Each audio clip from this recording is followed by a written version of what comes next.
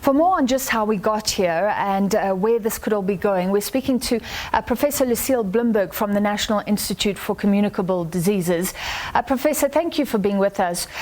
Tonight we'll be looking at the new variant, and many are asking why us? It's the last thing South Africa needed, but I'm presuming that that's pretty hard to answer. Viruses do mutate. I don't think that's unexpected. But we've, from September to now, I think the virus has accumulated quite a large number of mutations, some of which are a bit concerning because they affect what we call the spike protein, which is where the virus attaches to cells, and it may be associated with easier entry into the cells and better transmissibility. But things are grim at the moment. I really need to just step back a bit to give some figures from today. There were 17,700 cases of COVID-19 confirmed by the laboratories in this country. Sure. It's a very high number. It's the highest to date. And that epidemic curve is just going straight upwards. And we're paying the price for not having observed preventative measures appropriately.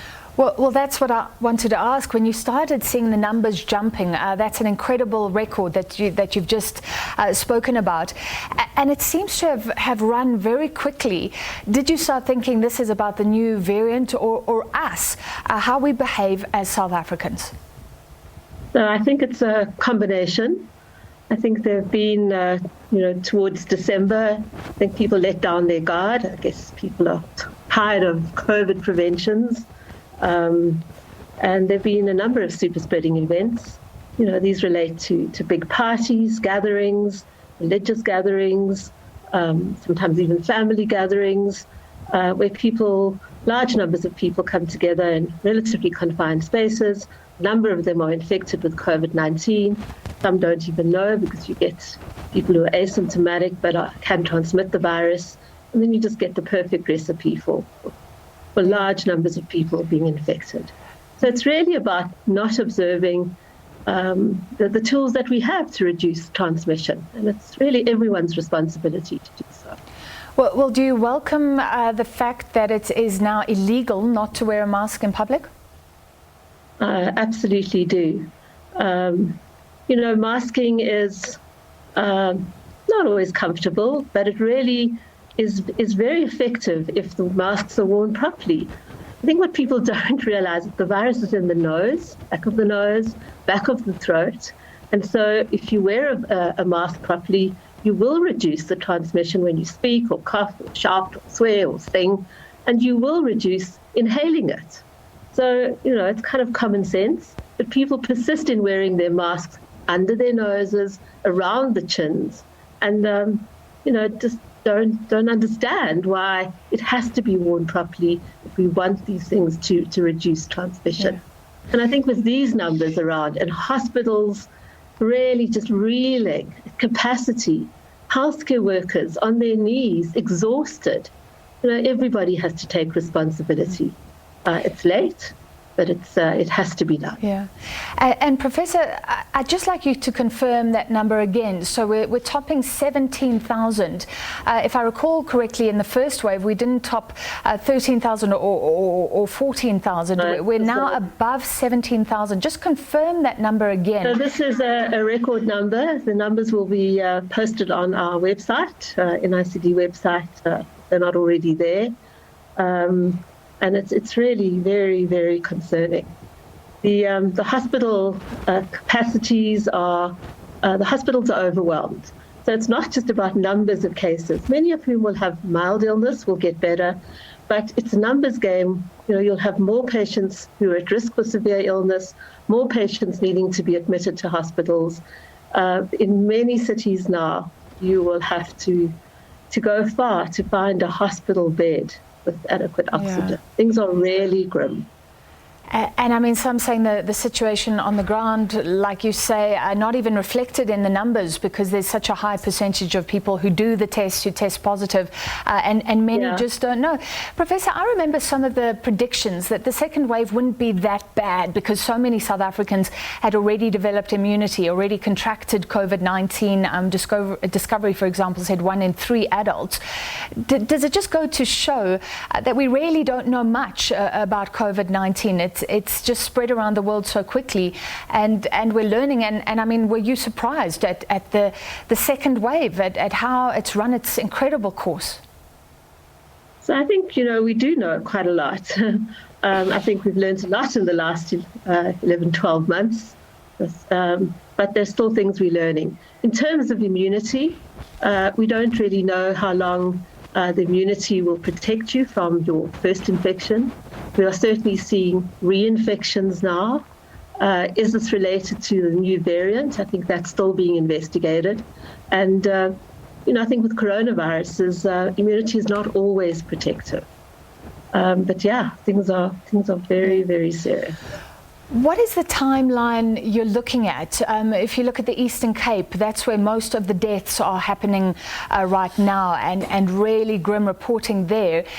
But the infections coming down in the Eastern Cape, so does that mean the second wave has peaked there, and then the other provinces will go through something similar in coming weeks or months? What are we looking at?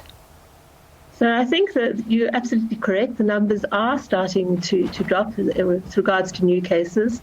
Remember that a lot of people are still in hospital receiving treatment in the Eastern Cape. Numbers have gone up quite severely in the Western Cape. The Western Cape has an excellent health department and have really put things in place to respond as best as they can. And I think the health professionals there, the hospital set up, the disaster plans have really been excellent. KZN has the highest number today, and I think there's great concerns about hospital capacity, and Gauteng is rising very rapidly. And as people return from holidays, from being in situations where they went to parties, where there's quite a lot of transmission, I think we're going to see a rapid rise in cases in Gauteng.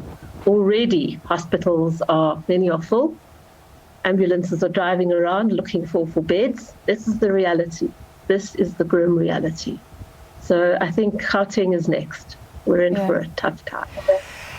And that vaccine hope, there have been questions, Professor, and criticism, because the UK and other countries are starting to roll out vaccines. Your take on the fact that South Africa is talking about the second quarter of next year? It's too late. We need to get vaccines, at least for our frontline healthcare workers. Many have been infected. Some are now, unfortunately, being reinfected. PPE, personal protective equipment, is sometimes in short supply. It's a lot better now, but we're still seeing a number of healthcare workers being infected. They're exhausted. They've done their very best. They are the heroines and heroes of this outbreak response.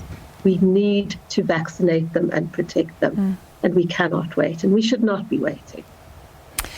All right, finally, your advice to people who are scared, and also to people who plan to celebrate the new year, maybe on the 1st. The minister says that police won't be policing small gatherings in homes. Please just be responsible.